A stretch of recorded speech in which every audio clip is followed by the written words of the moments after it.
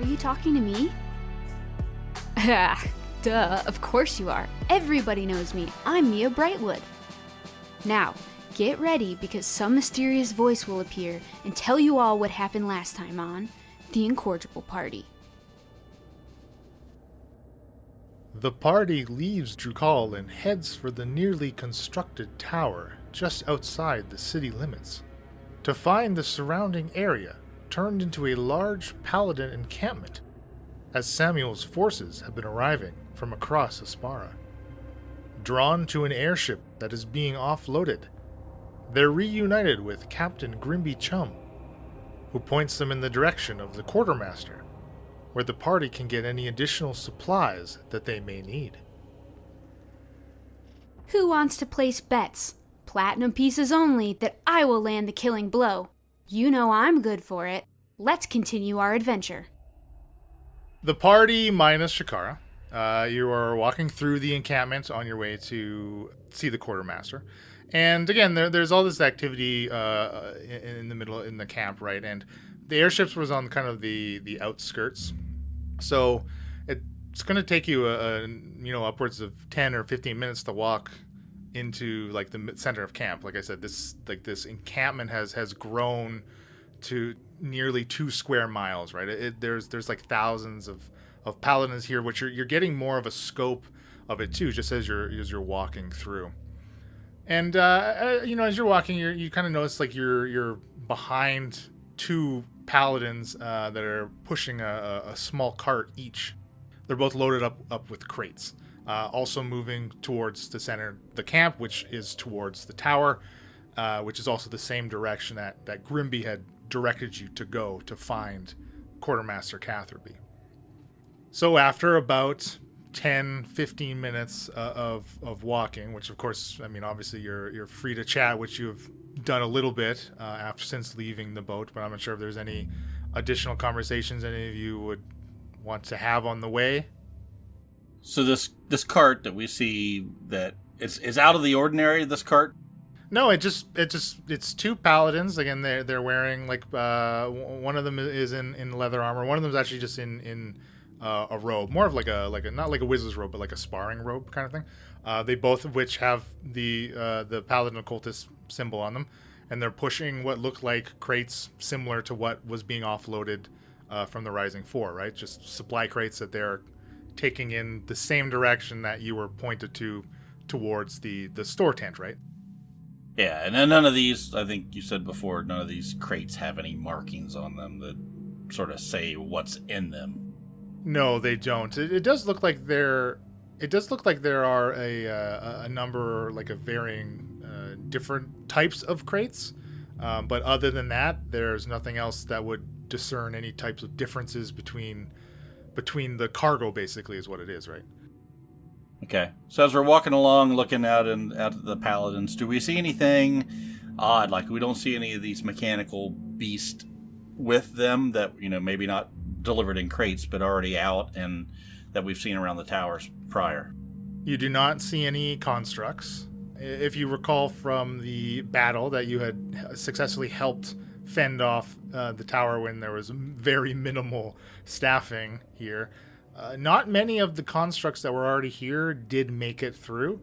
Just the oaken bolters and the stone guardians, I believe they're called. The big guys with the shields that kind of blended into the stone tower itself. And from where the launchers, the bolt launchers, were positioned on the tower, like, you can't see them up there currently either.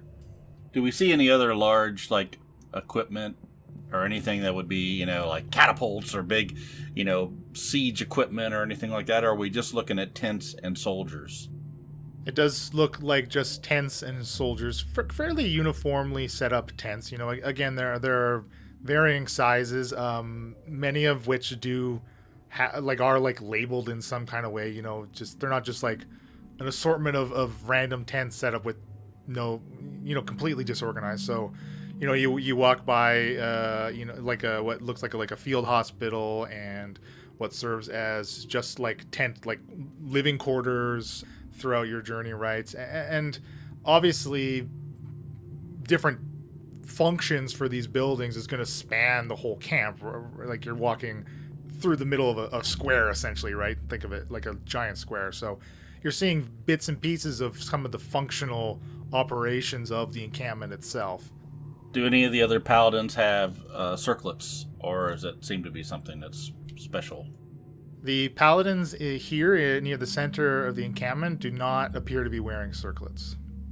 Mia would like to keep an eye out when she's just, walking, looking through the crowds of people for Silas, Lance, or Hannigan. And if she sees them, she would greet them and, say, blessings from Thor, something. Sure.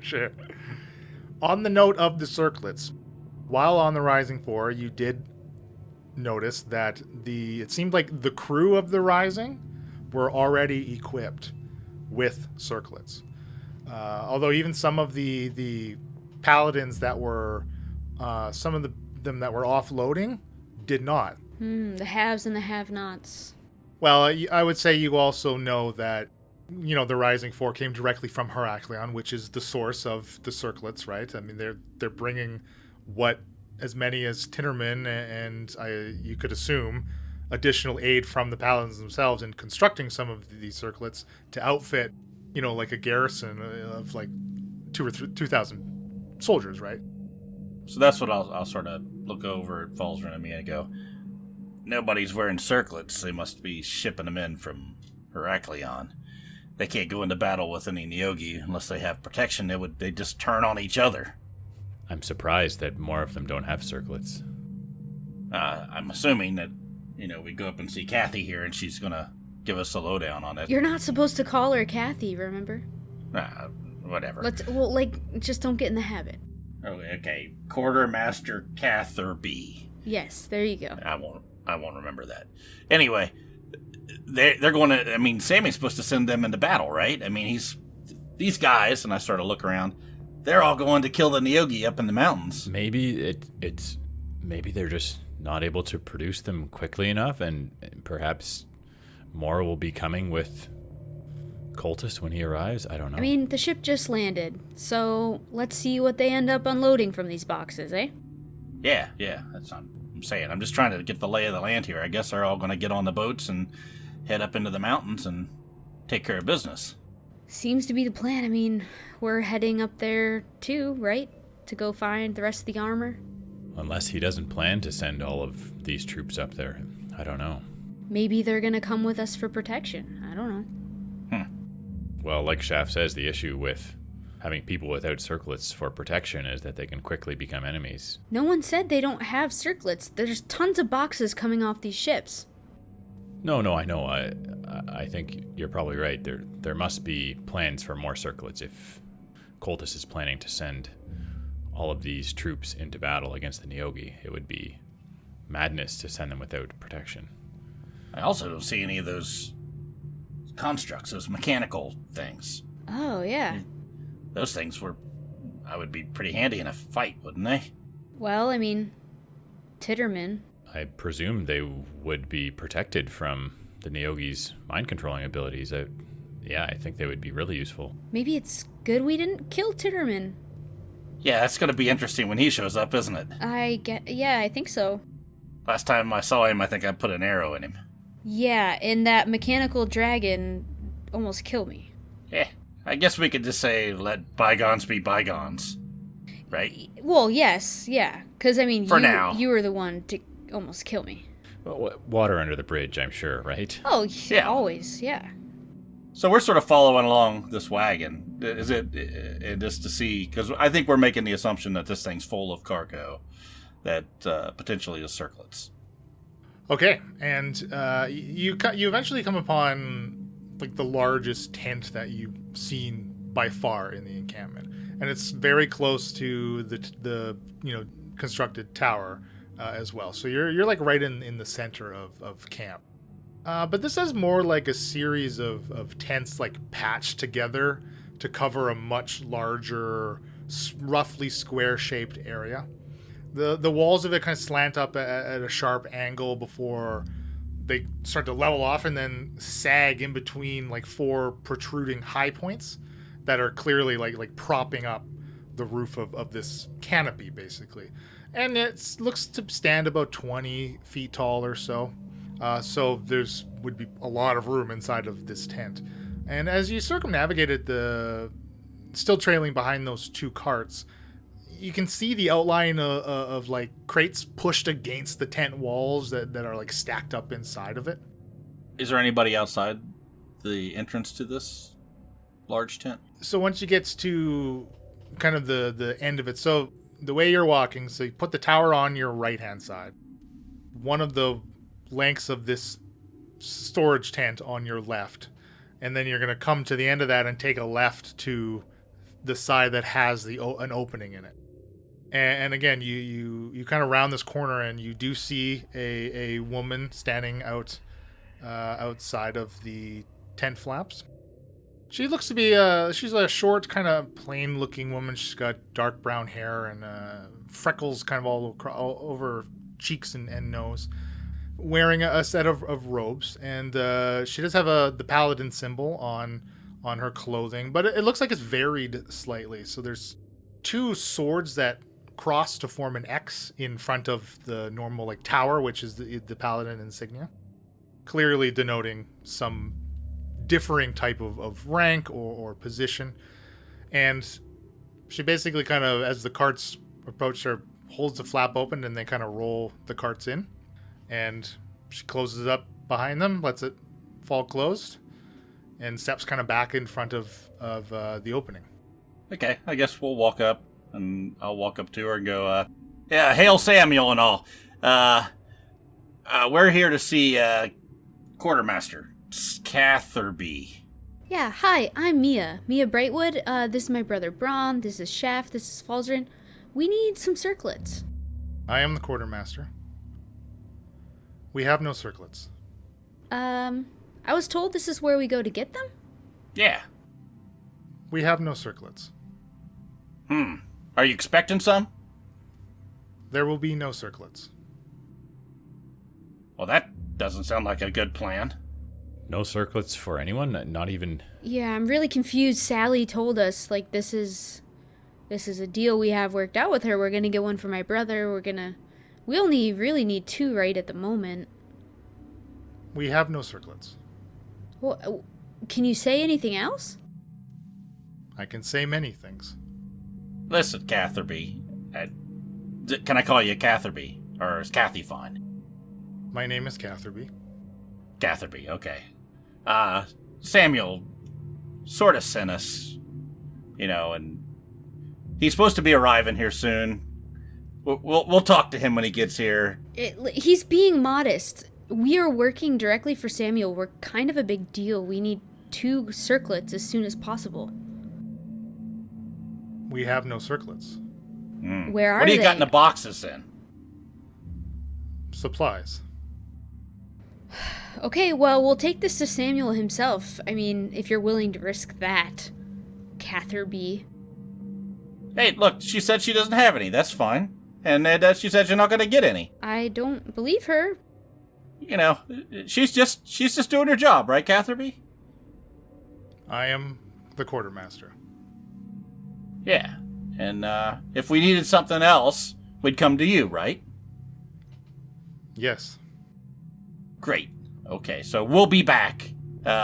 Okay, something's wrong here. You're not the Quartermaster. I am Quartermaster Catherby. Is there anybody else here in charge? Well, we were told you were talkative. You don't seem very talkative. Am I not talking? Barely? You are the life of the party, I'll tell you that. Yeah. Can I go in? I point over at the tent. For what need? Just to look around, make sure everything's okay? Everything is fine. You want me to go get Sally, Shaft? I can bring Sally over and we can talk this out. I looked at Catherby. You know Sally? No. I don't think it's going to pull much weight with her. She'll just have to answer to Samuel when he gets here. And you know what? If they don't have anything, doing your job. Either way, Kathy, gonna argue with who's you. your boss? Who do you work under? Samuel Coltis. That's it. Just the big guy. No one in the middle between you and him. No. So chatty. Okay, well, Shaft, can Falzer come over here? And I want to go like with outside of earshot sort of thing of Catherby. I don't think that can't be Something chatty. seems Cathy. very wrong. I What the frick is going on? don't like Yeah, this. even if she's lying, there's not much we can do. I mean, I can always sneak in. She seems nothing like what we were described. Is it possible this is someone impersonating her? You don't think Sally would do anything? It's a tent. I can get in and look around if you want to and see if there's stuff in there. But why is she acting like that? Something seems very unusual. I don't like this. She seems almost mind controlled. That scares me. I agree. Shaft, what are your thoughts? How do you want to get in there? Well, I mean, I can go look around. It's a tent. I mean, I can climb underneath of it. You guys keep Catherby busy and... Oh, well, that's gonna be like pulling teeth. She doesn't want to talk at all. Ask her about her family. Where she's from. It'll take forever. I'm gonna go gray, Shaft. Well, you already are. Yeah. I'm 20 years old. What? You see one? I start like touching my hairline. I think it's a blonde hair, Mia. I wouldn't worry about it. What if there's some fiendish plot at play here? I don't know. I don't like this. It just something doesn't sit right with me. What do you think, Dreg? She does appear to be acting strangely based on the way Grimby had described her, as Falzarin said. Maybe she's drugged. They drugged her. Who's they? I don't know. What's going on? Have Nyogi infiltrated the camp? Mia's starting, like, her mind's going wild. I sort of back up a little bit and go, just hang here for a second. I'll find out what's going on. I just sort of walk around the other side of the tent, look around. Is anybody paying it? Is there just people all over the place, or is it... That's correct, yeah.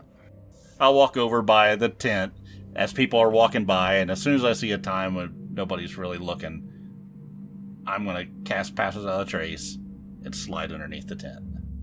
Okay, and as I had previously described, as you were walking around, like, there are clearly, like, crates on the inside lined up along the wall of like, the perimeter of this tent. Yeah, on the inside, right? Yeah, like, close enough to be, like, pushing and protruding against the material of the tent itself. All the way around this large tent, there's no... You can definitely circumnavigate the whole thing to try to find an Yes. area. Okay, absolutely. Why don't you go ahead and give me a perception as you're walking around here. And if you're trying to be nondescript, you can do it with disadvantage. Okay, I'm walking along. If I see somebody, I'm waving my hand, hey, how's it going? Blending in until it's time to go, oh, there's a good spot, and jump in. All right. Disadvantage, you say? Yeah. Maybe Hulsa could have a good conversation with Chatty Cathy. 21. Are the rest of the party doing anything while Shaft goes off for who knows how long? I would like to stay close in case something goes down. Yeah, I'm definitely not going anywhere. I say, Hulsa, Dreg, I'm not as interesting as Shakara. I'm not part of your posse, but let's just sit over here and stay close.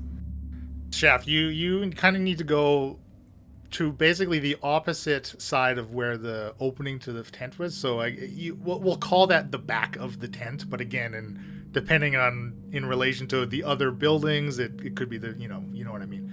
So yeah, you find a spot that looks like there's nothing, at least immediately behind it on the inside, as compared to, again, that protruding kind of corners of the crates kind of just pushing at the material of the tent.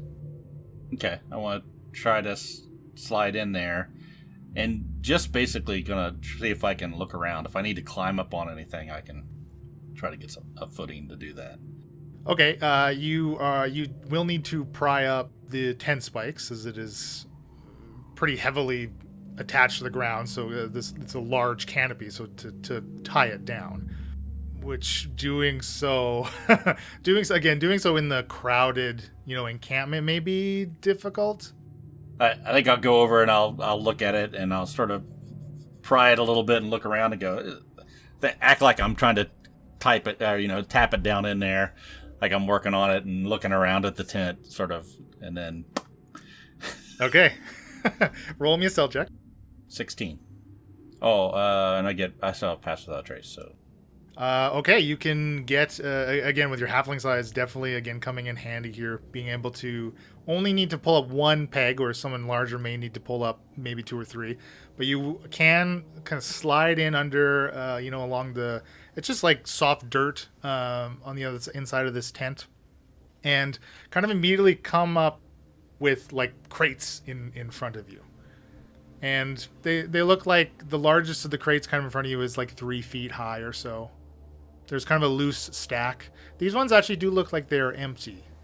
Okay. Do I hear anything? Any movement? Yes, you hear lots of movement, actually, kind of heavier footfalls.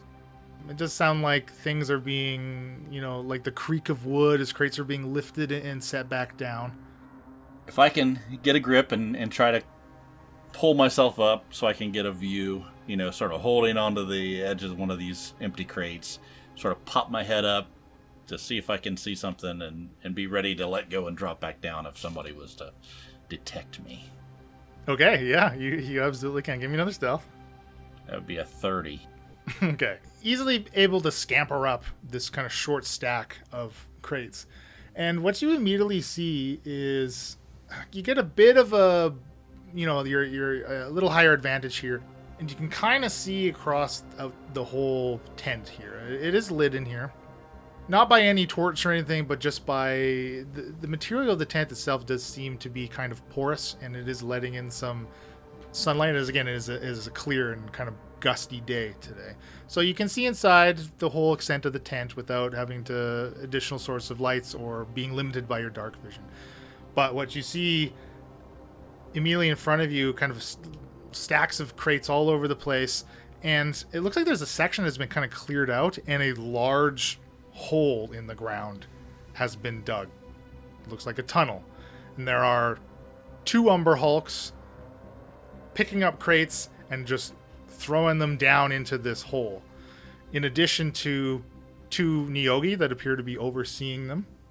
And further near the entrance of the tent, you see a strange looking creature. It's like a gargantuan salamander with multiple legs, kind of this blue tealy skin, and it just seems to be kind of just prowling back and forth near the opening of the tent. And those 2 paladin members that you saw go inside are they've wheeled those crate wagons that they had over to the hole as well, and are aiding the Umber Hulks in dumping these supplies down into this tunnel.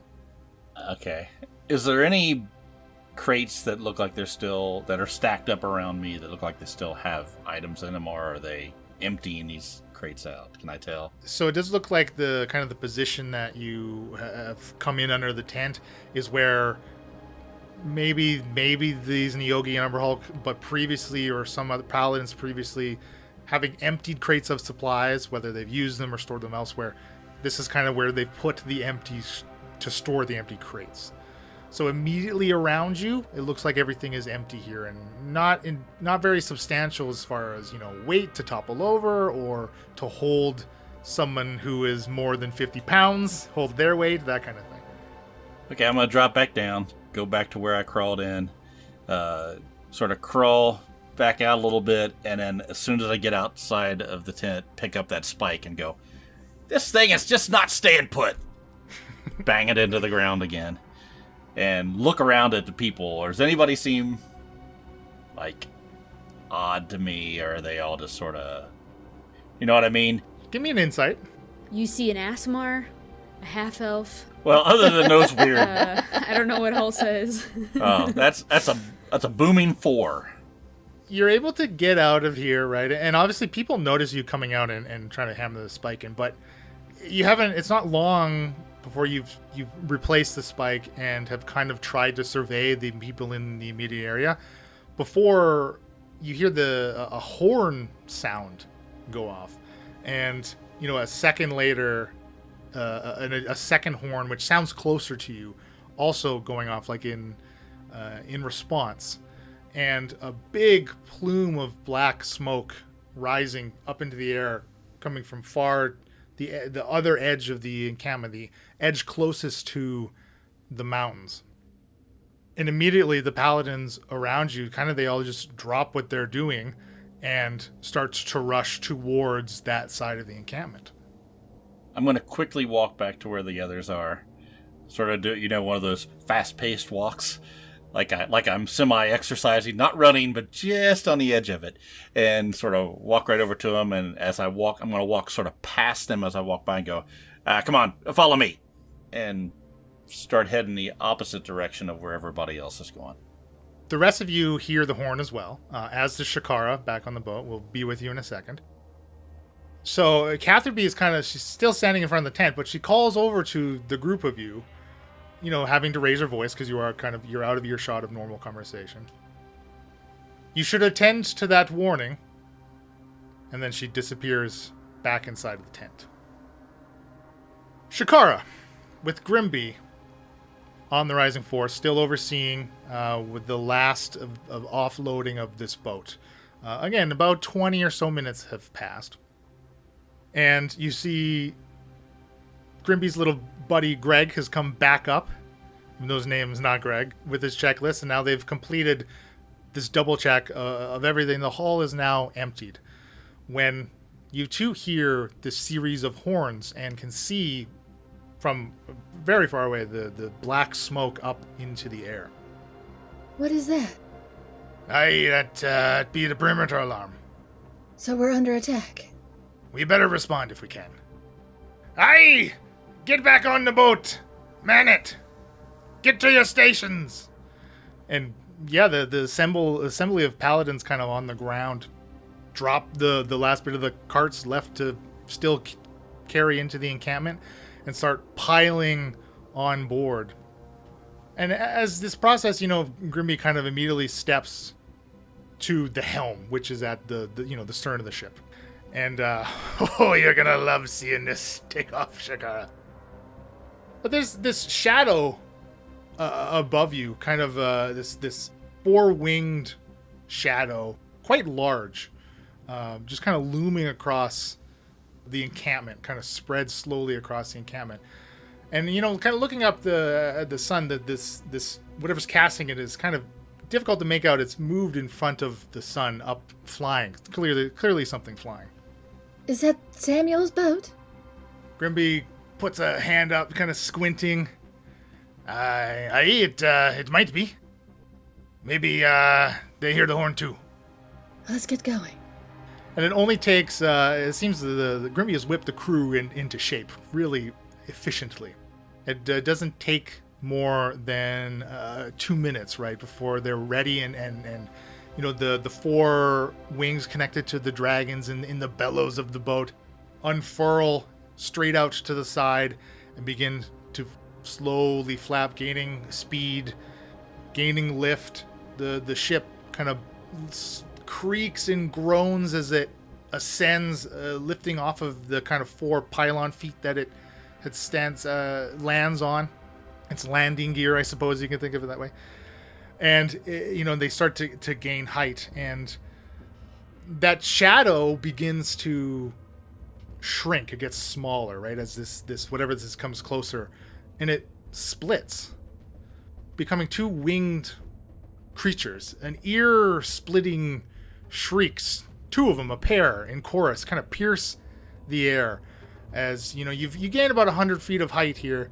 But these two enormous hawk-like birds kind of tuck into this dive towards the Rising Four, slamming into the ship, their massive talons splintering the outer rail of this top deck as they grip onto it like a perch. One at the bow, which is, of course, is the front of the ship, the opposite end where you and Grimby are. The other kind of at mid-deck on port side on the left. Each one of them has these straps of a harness that crisscross their breast, keeping this roofless carriage assembly mounted to their backs, secured during flight, so their passengers do not plummet to their deaths. 2 lumbering trolls stomp onto the deck, carried by each of the birds, and a Nyogi skitters across this dark red and blue plumage of these birds' wingspan before joining the trolls aboard the Rising Four. The troll at the bow. These aren't normal trolls. This one is bloated and swollen, a distended belly hanging low enough to cover its genitals, which would otherwise be exposed as the tatters of cloth around its waist do nothing to cover it or cover the numerous scars kind of all over its body. One enormous forearm on one arm offset by the opposite bloated foot, giving it kind of this loping limp as it moves. The troll at portside, also different.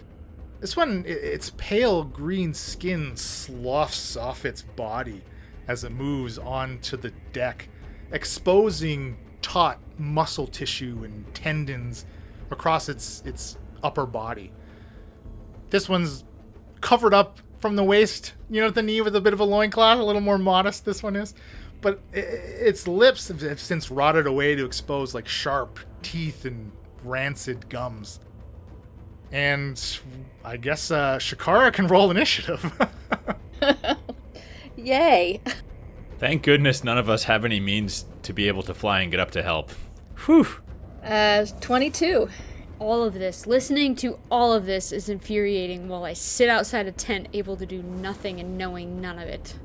Yep, Falzarin can't get up there either. No, Falzarin has no way of flying at all. Denny's wiggling. The real problem is that they are a 15-minute walk away. Can we actually, we probably can't actually see this from our vantage point, right? Well, it'd be pretty big. Can we go back in time, say I gave a eerie token to Hulsa before we split up? So the rest of the party, you are on your way. Shaft, you've kind of grabbed them to take them back to the Rising Four. You said you were moving in the opposite direction of everyone else. I just want them to follow me to get away from Catherby. And as we're walking, I just want to say, yeah, the Nyogi's in there. We got some problems. Wait, what? What? Yeah, they're dumping Let's all the get 'em. stuff into the hole. I don't think we can go in there. There's a couple of those big Umberhawk things and some other big ass thing. But there's paladins all around us we could fight. The horn's going off. I think that means something. I don't... And look, the Rising Four is up in the air now. I just continue to run with them even though I'm okay.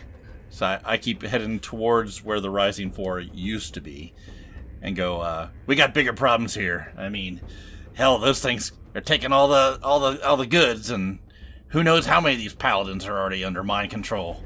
What, they were taking things?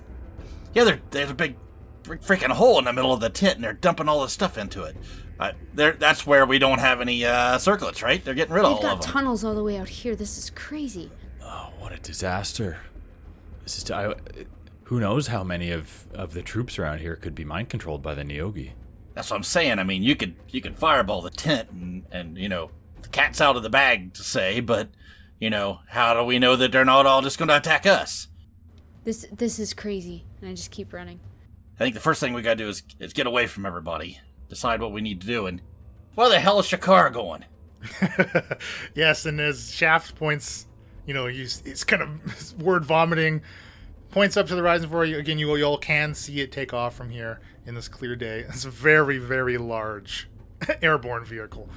And you can see these figures, these rocks is what they are, these giant birds. And they are gargantuan size. They are incredibly large, especially to be able to carry a huge-sized troll, right?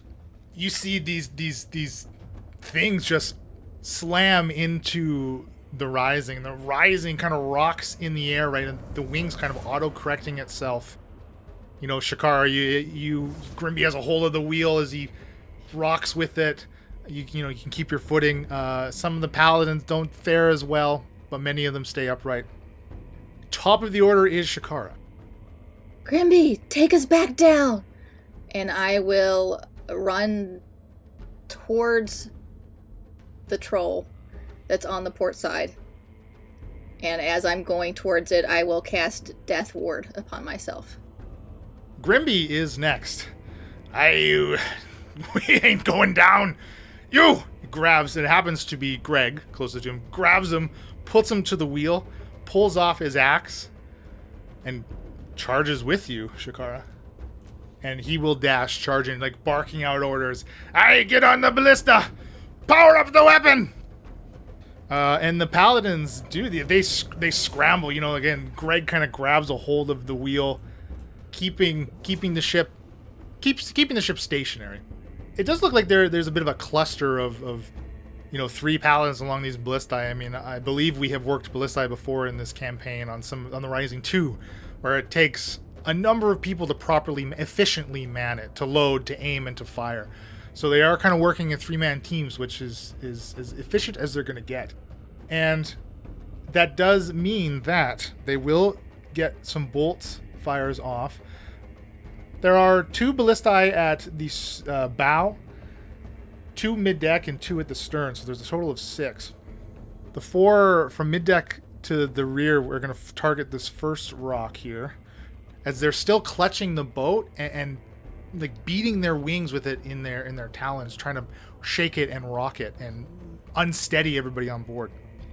I was really hoping to stand at the bow of the ship and throw my arms out and go, like I'm a queen of the world! Titanic moment. Leland robbed you of that. You might be able to do it as the ship goes down. Like the Titanic. Oh my gosh. So the 2 ballistae at the stern hit the target of the rock, kind of almost shaking it loose of on its perch.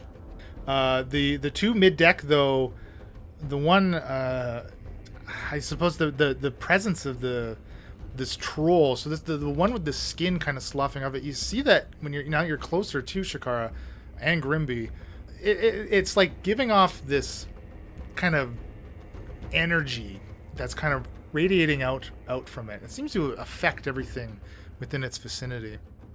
2 up the, what did I call that? 2 at the bow, hitting targets, and the rest of the paladins here, there's kind of scattered around the deck, as this Rising 4 has a crew on a good day of about 40, so there's a number of paladins here to help. And they all just draw the weapons, and anybody who isn't manning an apparatus, charge. The 5 around the weapon starts to manipulate the buttons and the levers on the chests of the tin soldiers, and those tubes and the diamond in their forehead glow brighter, and that kind of mundane glow just gets brighter and brighter and brighter as it's clearly charging, and that glow starts to kind of filter into the obelisk, starting at its base and slowly rising up this entire structure. The troll at the bow, the Belody troll, he stumbles towards, again, that limpy lope. Doesn't seem to slow him down, but he charges the first ballistae, and he just takes one of his fingernails, long, nasty fingernails, and just scrapes himself across his belly. Why? It releases a spray. It's like this poison cloud in this cube around him, affecting 4 of these paladins. This whole an entire ballista team. Oof. And these paladins just double over, coughing at these fumes. That's so gross. Yeah, it is. The rock that took the brunt of the ballistae kind of releases, flapping off into the air, and just surges with one heavy beat of its wings, surges forward, scraping across the deck, tearing into one of these paladins, just pulling him off, letting him drop. The second rock clambers onto the deck next to the Neogi, kind of stepping over the Neogi, tearing into the paladins on the second ballista there. The rotting troll moving to the first target. Again, just lashing out with these elongated nails and fingers. And you can see as he's swiping and making contact with these paladins, like the energy, the area around him, like that aura just draining the paladins in addition to the physical strikes. Last but not least, the Nyogi. You see the rock at the bow has a grip on one of the paladins, and the Nyogi just scampers up with its spider climb up over the top of the rock to get to this paladin. With its little pedipalps, it claws and snatches at this paladin's circlet, attempting to remove it. Ooh, with the aid of the rock, is just barely able to pry it off of this paladin as the Nyogi just tosses it over the edge. Second Nyogi is kind of retreating a little bit to the front of the boat, and he will try to do just Eldritch Blast one of the same paladin that this rock troll had torn into. Oof, 2 beams. In addition to that sapping effect, this paladin goes down. To the top of Shakara. Kill the bugs! And I will run up next to Grimby, and I will shoot off my circlet of blasting at the Nyogi closest to me. 13. That's a miss. 13 again.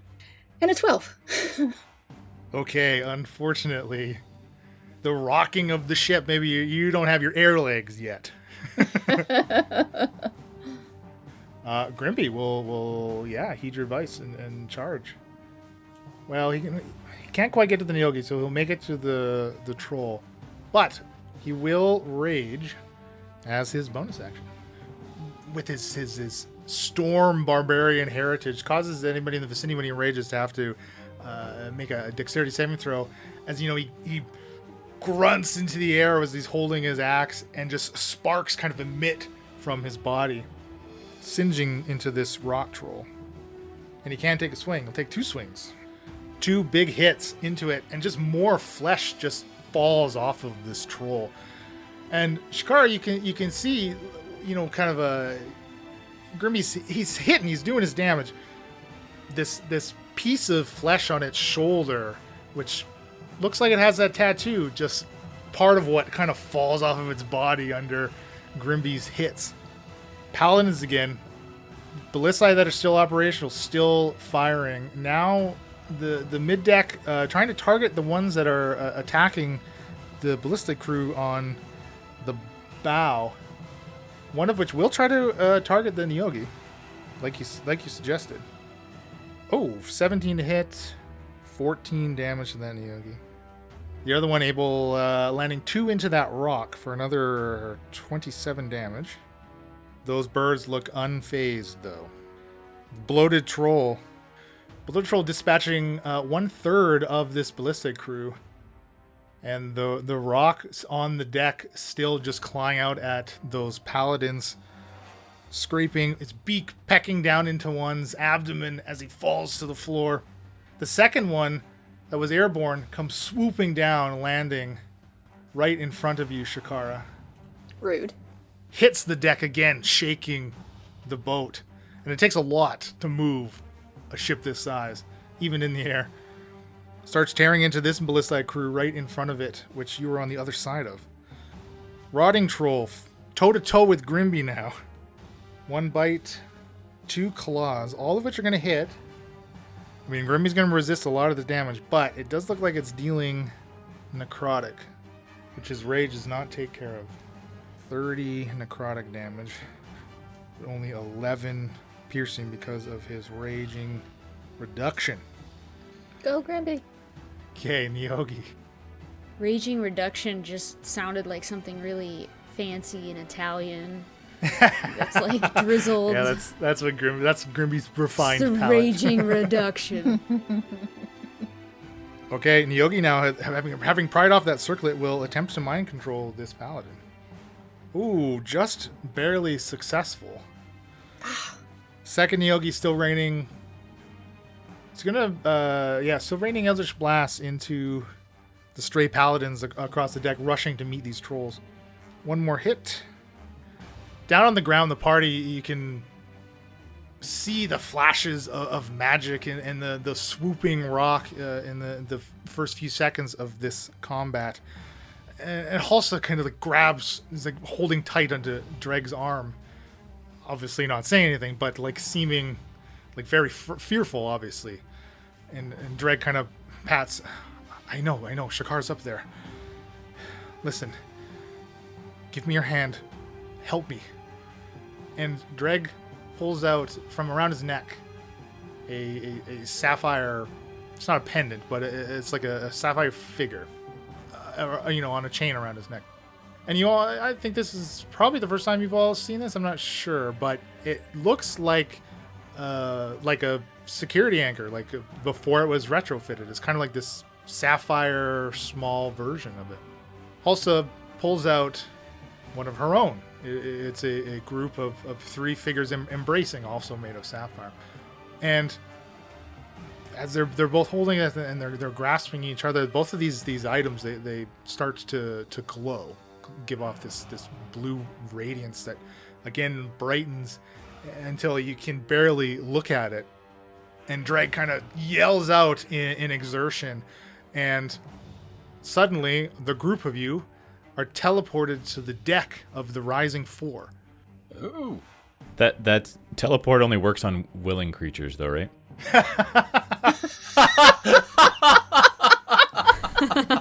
That is true. If you don't want to go, you say now.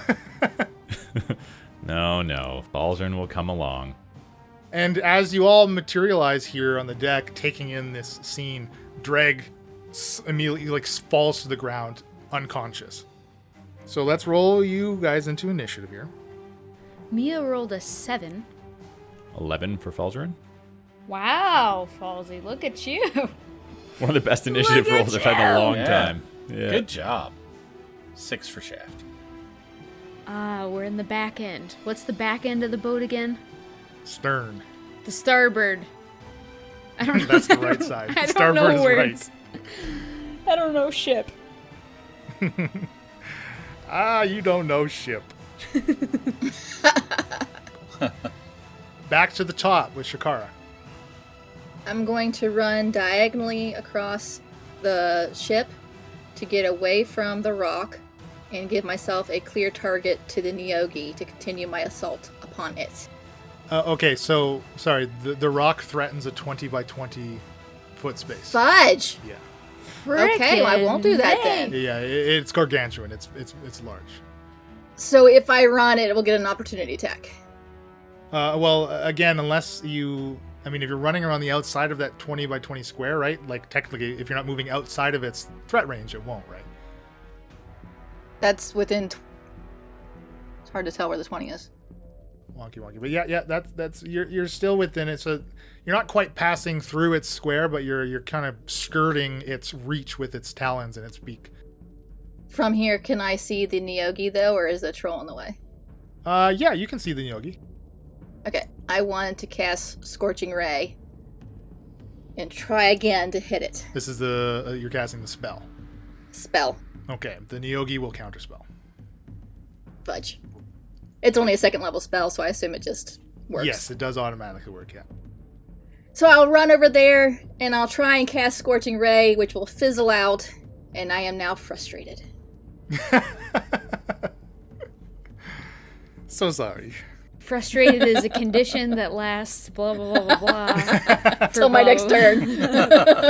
Yeah. Okay, Grimby, still swinging away at the troll, still raging. Ooh, yikes. Those are actually both going to miss. A 10 and an 11. Grimby, come on. Paladin. So, a 6 paladin now runs up to this weapon, completely glowing. Now, this whole obelisk, and I guess the newcomers who haven't quite seen the process, but you see the obelisk glowing completely with this rainbow, like light, the colors of light kind of shifting inside of it, right? As if it was like filled with liquid, but like it's clearly not. And Now that it's powered, it looks like the sixth paladin is manipulating it like Grimby had kind of shown you, but he seems to be doing it with, like, moving it with way more ease and being able to direct this weapon. As he points it directly right at this rock, you know, it's holding it and, like, yelling out to everybody, hit it, hit it! And you see in unison, all 5 of them kind of pull on the levers on the chest of this thing. And the rainbow light, like, from the bottom of the obelisk, kind of shoots up and to the tip of it, emptying, basically. And this beam just lances out into the rock and does 25d10. Wow. So could each of you roll me 5, and I'll roll the other 5 to see the damage on this thing. 28. What I got? I rolled 38. Dang. 33. Dang. I suck. 23. Oh, Falzarin, always the loser for me. I got 24. This anchor weapon deals a total of 146 force damage to this rock. And it blasts a hole in its wing. And it physically pushes this thing back against the railing of the ship. And it lets out a screech as it is still standing, even after that hit. Man. More ballistae, though, rain into both of these birds. Not enough to finish off this severely wounded one, but very close. Halsa is next. Halsa is going to charge down the deck towards Shakara. She briefly kind of stoops to Dreg and kind of, you know, puts a hand up to, like, his nose and can feel his breath. And as you can all see, like, his chest moving up and down, right? And he's like almost like it was instantaneous with the teleport. He's like drenched in sweat. She sees that he's okay for now and moves down the deck towards Shakara. From Halsa's position, she can't quite see the Neogi, and then she knows to target them, but she will try to Eldritch Blast the rock here. Ooh, a critical hit for Halsa, dealing 31 force to it. The rock clearly, that wing cannot be used now. It's like a dead limb as it's draped on the deck at its side. The other one flapping as it's like instinctively trying to, like, take off, but it can't go anywhere. It's on its deathbed. Venom Troll at the bow. You all can see the newcomers as it does recharge its venom spray. It claws into itself again, emitting that cube of poison spray as the last of the paladins around it succumb to it. Falzarin. So basically what I can see is this massive rock, and that's about it, it looks like, from my perspective. And then way, way, way at the other end would be the other rock, right? And the Venom Troll. Yep, you can definitely see the Venom Troll, and you saw it claw into itself in that puff of poison exude. I'm going to cast Gravity Sinkhole, and I'm going to cast it just to the right of that Venom Troll that I just saw take out all those paladins. So over the edge of the boat, actually. So a bit up and to the right of that Venom Troll. I'm hoping to pull it up into the air and maybe right over the edge if I'm lucky. It will need to make a con saving throw. Its con is very good, though. It gets a 24. Dang. Okay. So it's not pulled. So it will take half of 24 force damage. Bummer. Falzarin's going to stay where he is. I think he feels safe with his companions here. The scene in front of him is kind of terrifying. Okay. The rocks. Grimby's got to get his rocks off the ship. That's true. Grimby's gonna get his rocks off. That's exactly what we thought would happen in this episode, so. Yeah, we knew that was going to happen. We just didn't know it was going to be like this. Oh, gee. Even as wounded as this giant bird is, still, it brings its huge head down onto the top of one of these paladins, just flattening him, stomping another with its talon. The relatively unhurt rock at the bow, doing the same to this crew. Leland, would any of us be familiar with these creatures as far as to know, like, is this normal behavior for them, or would we suspect that they might be mind controlled? The rocks, particularly. Shaft would certainly know that they are, like, they're native to, like, mountainous terrain.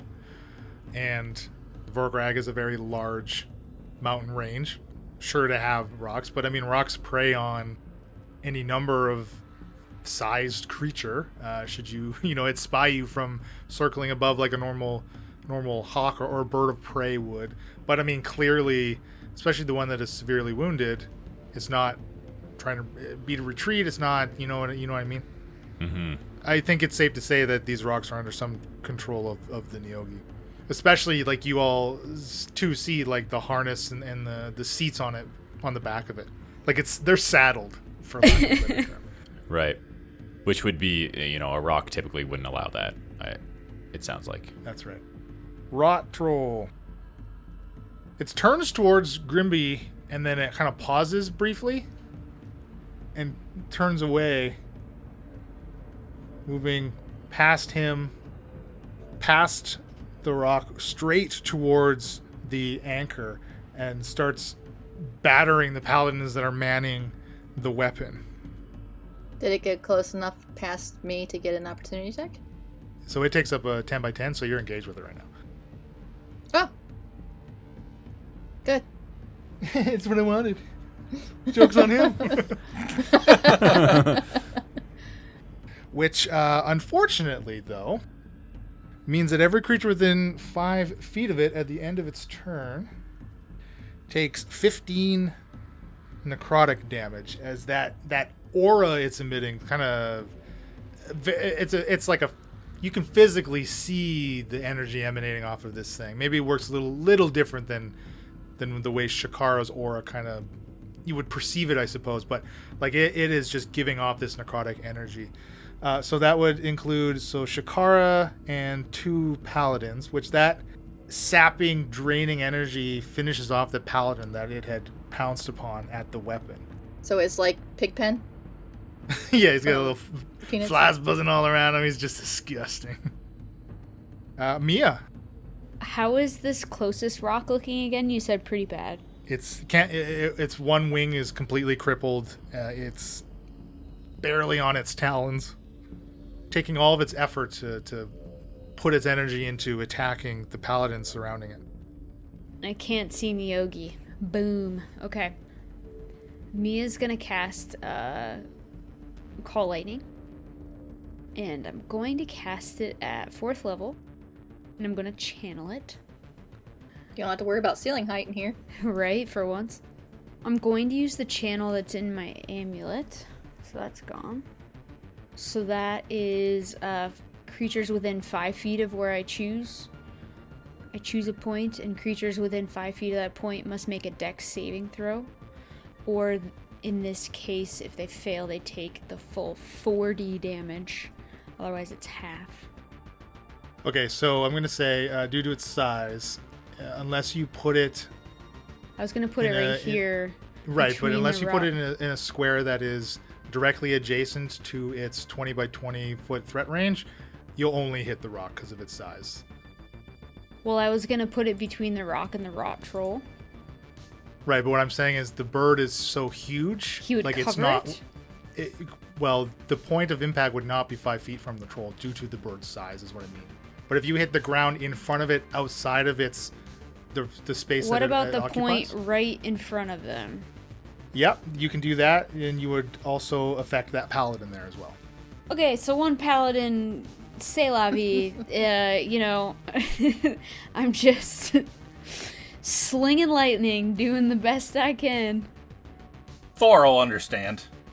Well, the rock gets a 13, the troll gets a 4, and the paladin gets a 9.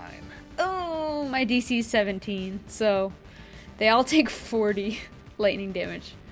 Okay, well that's unfortunately that paladin is toast from your lightning. Quite literally. He just fries inside of his metal armor and just smoke emitting from underneath his helmet as he collapses to the deck. But the rock, too, screeches back, singed feathers, and you can kind of see, like, next to the harness, instead of, like, there's no skin, obviously, it's feathers, but it looks like a crude symbol has been painted onto the plumage, this white section of this bird. And it just plummets over the side of the deck, dead. Haha. Yay! Rot Troll still going, though. Shaft.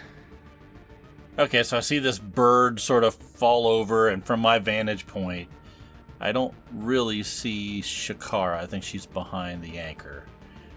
I think we just appear here, not really expecting to go up on this boat. So I sort of, take all this in real quick, and then I see that rock fall off the end. I'm going to move about 25 feet over to 20 feet over to the top of the steps coming down from the aft of the ship that leads down to the main deck. I'm going to stay up at the top and pull out my bow, looking at this rot troll, and try to pump a couple arrows into this thing before I go down to the main deck. Take care of it from a distance. First shot, 15 to hit. That's a miss. 25 to hit. That's a good one, yeah. Now, he's taken damage already, right? Yes, it has. Okay, so that'll be a total of 12 piercing damage. Braun is next. Braun, too, kind of moves over to Dreg, doing his own check to make sure he's okay. And he's not entirely shy of the combat. Feeling good after that breakfast. He's going to get in there. Not in there, but move down onto the deck and will cast his own Sacred Flame against the Rot Troll. 22 to hit, dealing 15 radiant damage. Nyogi at the bottom of the order. He doesn't need to do that. It doesn't need Yeah, to. he probably shouldn't do that. Nah, Yeah, I don't like that Nah, he laugh. doesn't I wanna don't do that. like it. There's no need for him to do that. Actually, he may as well. Fuck. Makes sense to Yeah, wait he one more doesn't round need to. to do that. The Nyogi that had mind controlled the paladin scampers over to the Venom Troll, grabbing a hold of it to dimension door it I'm sorry, what? straight across to the stern of the boat. No, I don't think he did that. The last Nyogi. The very last one? Like, that's it? These two are gone Wow. and there's no That- more what? Nyogi? It's I going thought to be this the is going to be a end of the much, campaign right here. much longer and more drawn out issue for us to solve. I mean, they ain't dead. Fight ain't over. This is the Nyogi that counterspelled Shakara, so it's got one slot left. We'll use it to cast Hunger of Hadar as this 20-foot radius sphere of black and cold kind of appears basically right on top of Shakara and 3 of the paladins, just shy of the Rot Troll. As you're enveloped by it, Shakara, just this chorus and cacophony of whispers kind of echo around you. So no light in here, magical or otherwise, can illuminate the area. Creatures fully within the area are blinded. Now I assume, though, I think your devil sight you can still see. I'm not entirely sure, but I'll let you use your devil sight in here. The paladins, though, of course, are completely blind in this void. Mm-hmm. It is difficult terrain in here. Some of the paladins in here with you, they kind of succumb to the mental effects of the whispers around them, and they kind of add their screams and cries in this void to the whispers surrounding you. Wow, can you believe what just happened? Oh my gosh, things are just getting crazy. You can visit us at incorrigibleparty.com for additional world NPC information to get all your Incorrigible Party merchandise. Join us on our Discord, linked on our website. Recently, the Incorrigible Party has started streaming on Twitch. Do you want to watch video games, board games, interact with us, catch us on live after-party recordings, follow us on Twitch at Incorrigible Party. If for some reason, probably because you're incorrigible, like us, you can't get enough of our content, please support us on Patreon. Our Patreon gives you early releases to episodes, extra inspiration to give your favorite hero, Mia, wink wink, or the DM, I suppose. Patreon exclusive content includes Patreon exclusive mini campaigns. This podcast is sponsored by Critical Hit Design at criticalhitdesign.com. Thanks to Tabletop Audio for allowing us to use any ambient sounds or music during our show. And our intro and outro is by Josh Jarvis. Contact him at jamesmercymusic@gmail.com for any inquiries. Happy adventuring!